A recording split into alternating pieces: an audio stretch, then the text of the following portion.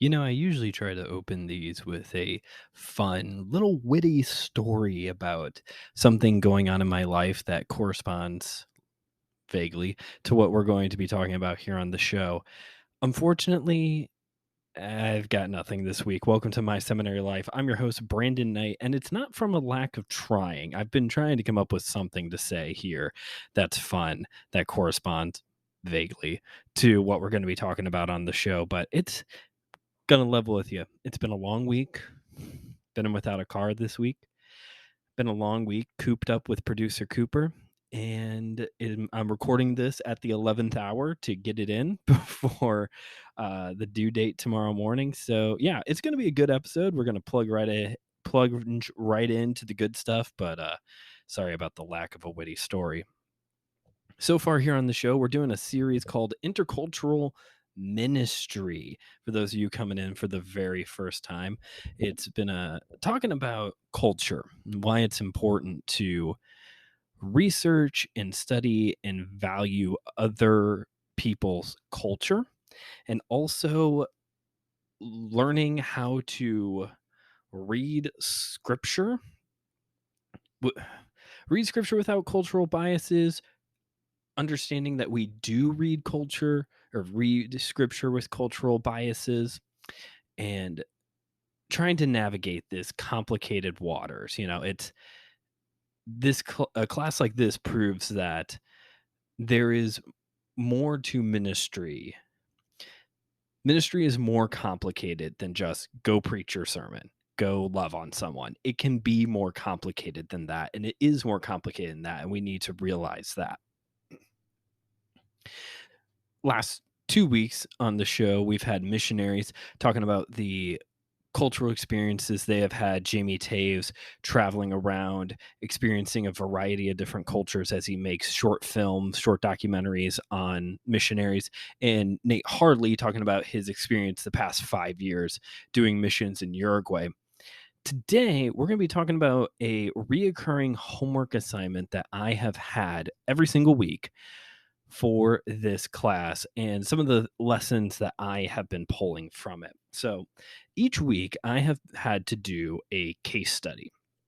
So for those of you unfamiliar with a case study, in general, case studies present to you either a scenario that has truly happened or just a very plausible scenario that you then have to sit down and wade through the waters of, okay, what happened in this scenario and what needs to happen next in this scenario? What is the logical outplay of this scenario? How do we get involved in this scenario? So that's the general idea of a case study. And it has applications of, you could fall into this type of a situation or know someone who does or who has. For this class specifically, this is how the case studies have worked. It's a real short story, and each story has been presenting two opposing cultures. Somebody is visiting another culture, maybe they're studying abroad, someone just moved from one culture to another culture. This has been some of the reoccurring scenarios, and they are confronted with a difference. They or people that they are involved with in the story are confronted with the cultural differences. And then you, the reader, it turns into a choose your own adventure book. If you've ever read those books or played the tabletop games, it turns into a choose your own adventure then. Because you're given, in these case studies, you're given four options. What happened here? Is this person experiencing culture shock? Is this person just being, just has high expectations? You go through those, you pick one of them, and then the next page is an answer key. These stories are like a page long, if that. You go to the next page, and it has each one of those answers, and it tells you whether it is the best solution, a plausible option, or just no, you misunderstand the scenario, try again. And so through this, After we read the case studies, we are to then sit down and write a short, like 2-page paper, real short paper, summarizing the story, the 1-page story, reflecting on the answer we chose and why, and then talking about how this information is beneficial to the church. You know, so just to kind of talk through couple of these scenarios specifically. So one of them was about a Korean family that moves to the United States.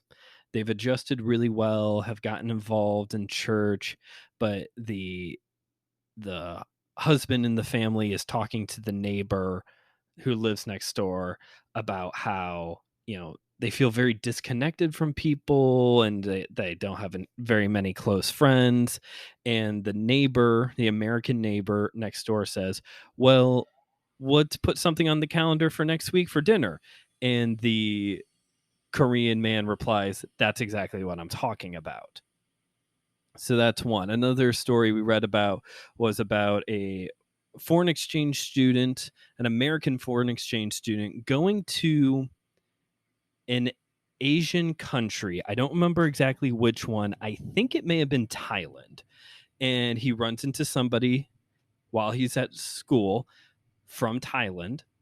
And the individual, the American, wants to work on improving his language skills, and the uh, person from Thailand wants to work on English.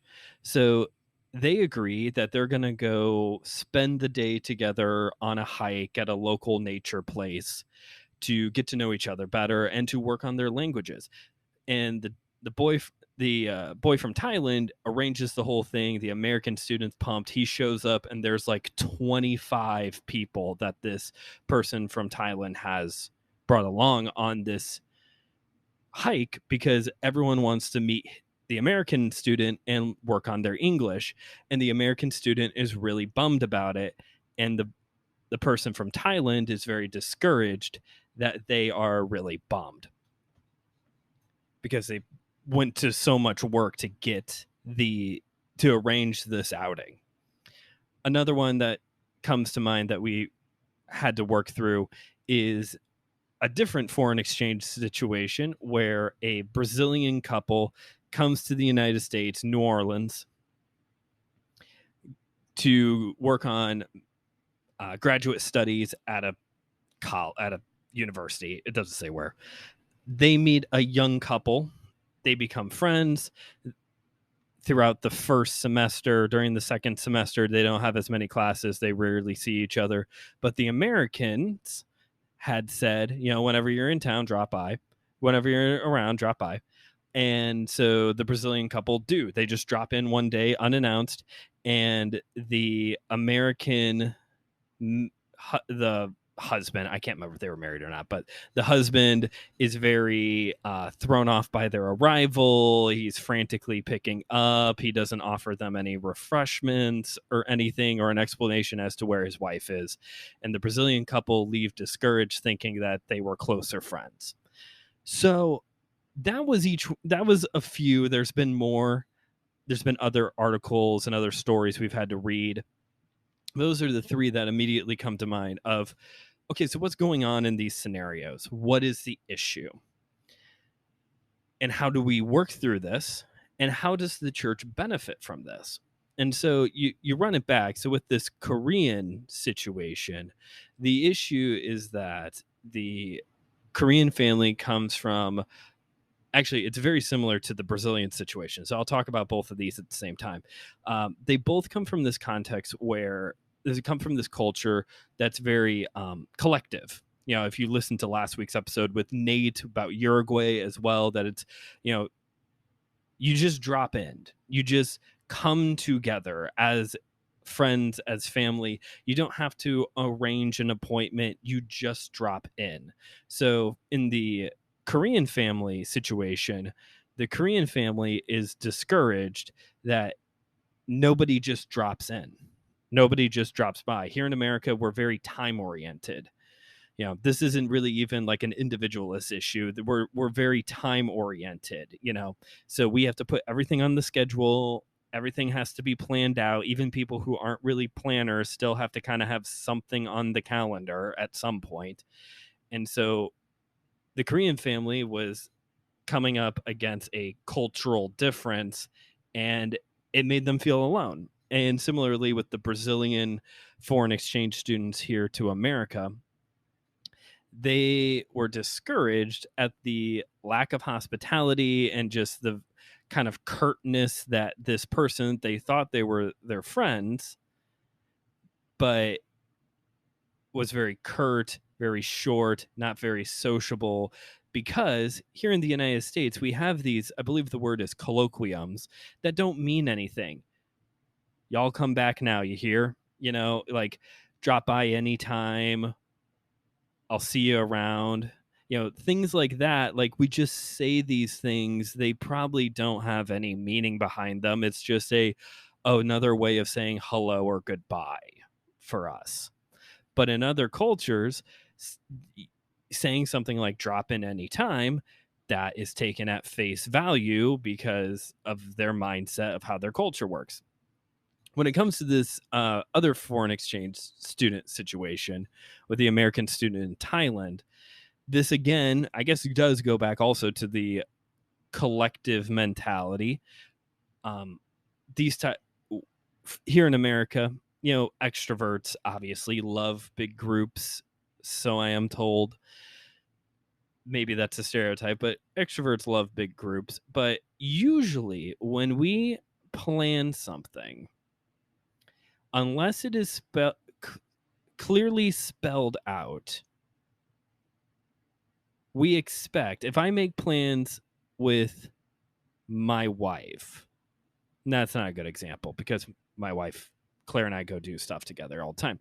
If I make plans with one other of my friends, if I make plans with Dr. Jonathan Roy, and we're gonna get coffee together, the expectation then is that it's just going to be the two of us unless one of us communicates a difference. That makes sense. It's usually how we do things here.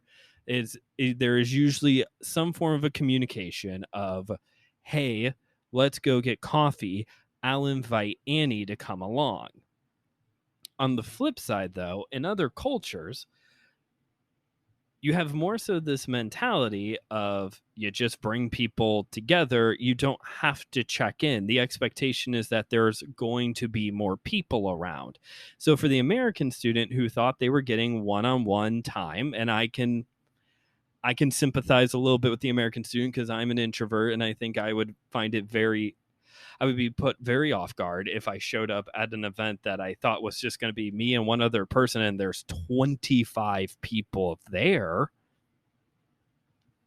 I think I would be a little thrown off too, and maybe a little discouraged because I like smaller groups. I get to know people better. Anyway, so in each one of these scenarios, we write this little paper talking about, the situation, the answer we chose, why we chose it, then explain whether, go into why the best answer is the best answer. And I think what's one thing that's cool, sidebar, is that there's not always like one correct answer. Sometimes the answer is this is the best answer, not the correct answer, or this could be one of the best answers. There are situations where it's like, there's not a lot of nuance in this situation, so it's probably this, but it could also be this one as well. That's a sidebar. Anyway, but then we need to talk about how this information applies to the church. Now, for those of you who have been around the show for a while, you know that I like to dunk on forum posts. Forum posts aren't great.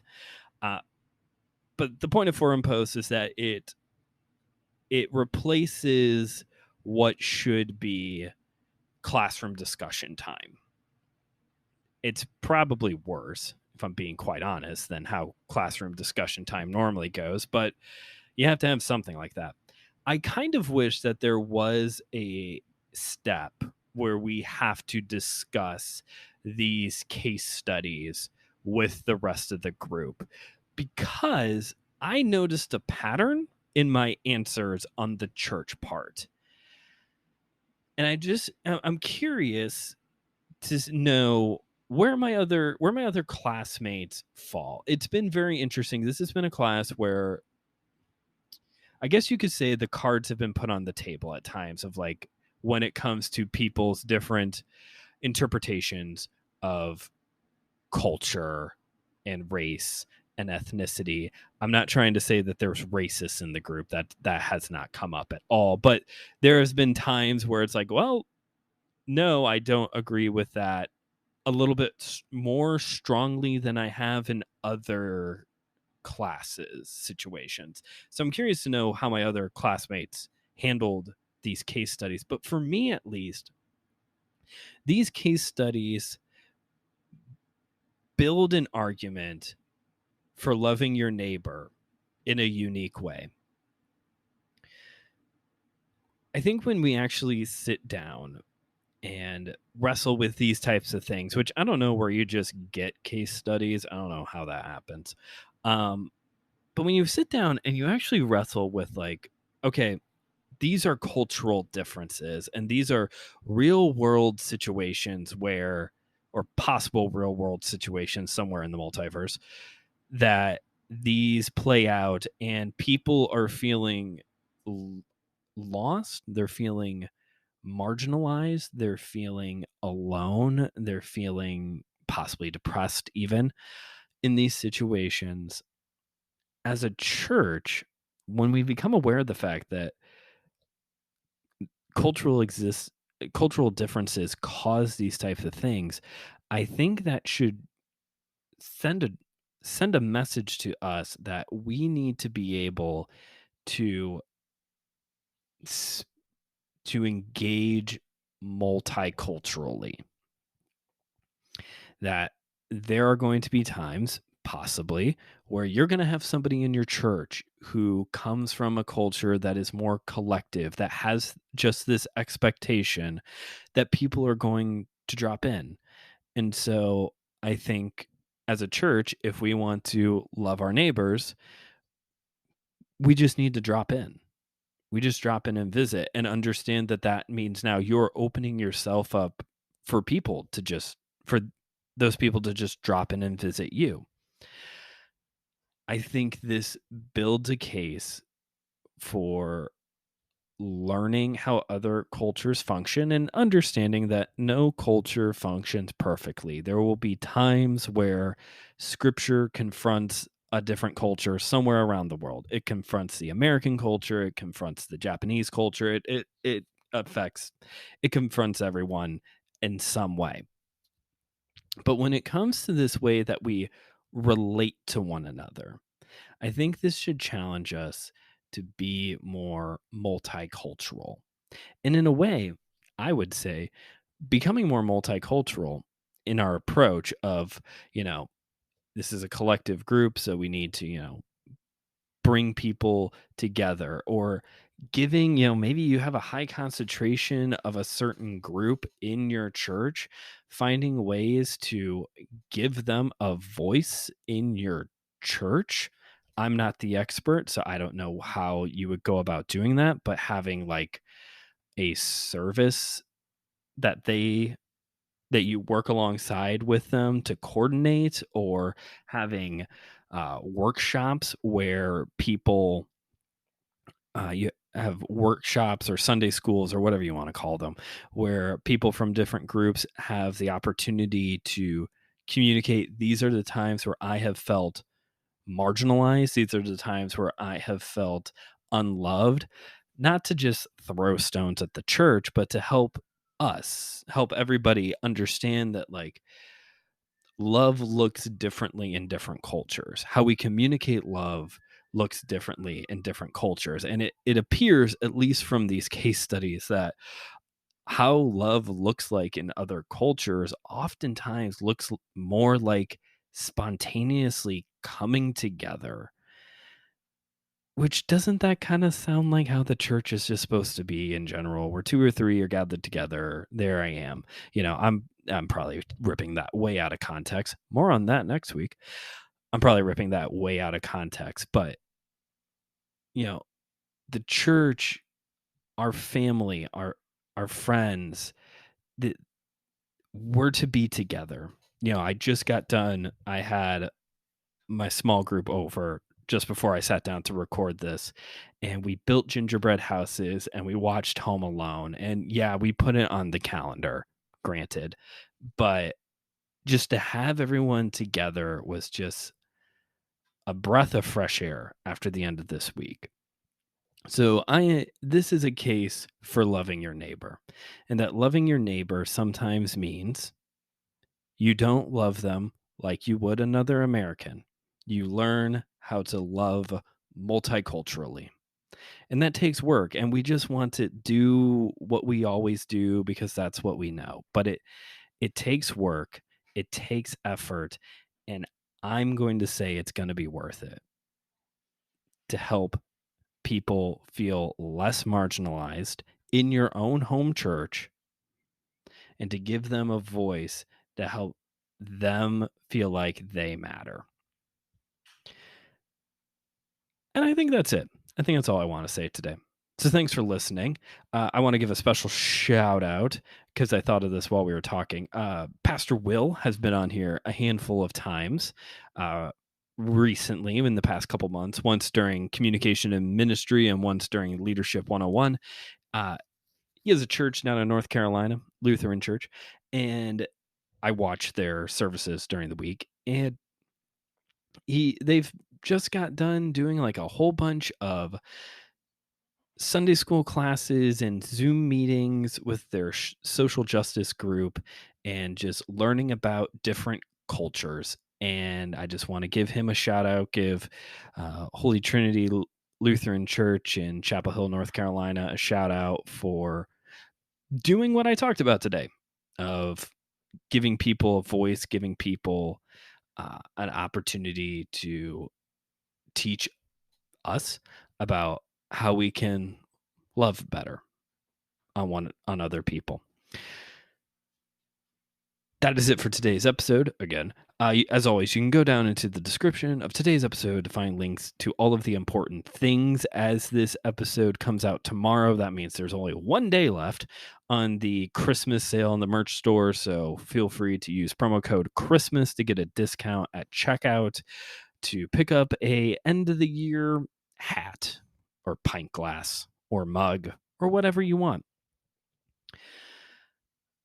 You can also, if you feel like it, rate and review the show wherever you listen to your podcasts, Amazon Music, Spotify, Google. I don't think you can review shows on Google. I don't know if you can review shows on Amazon, but you can on Spotify and Apple, so do it there.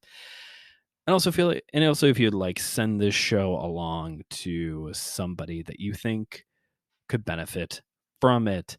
Hey, if you missed it, this past Thursday, I was a guest on the Go There on 4th podcast. This is a faith and fantasy football show. It was a great time hanging out with Jason, going over our picks for the week, who we thought was going to win this Thursday, Sunday, and Monday night games. Also, talking about our struggles this season with our fantasy teams, uh, who our starting lineup is this week, and also got the opportunity to talk about the importance of silence and using silence as a form of worship this time of the year. So go on and check that out. I've shared the link on Facebook, but you can find the podcast wherever you get your podcasts. And I believe there is a YouTube video version as well if you would like to check that out and look at me more. It's kind of weird. Next week is the finale to Intercultural Ministry series. I can't believe we're already done, but it was kind of a quick one. This was a bit of a quick one. But it's because we have the holiday party and it's just like other stuff coming up. So yeah, next week is going to be the finale, and it's going to be a review of the book Misreading Scripture with Western Eyes by two people whose names escape me. One of them is Brandon, though, not me.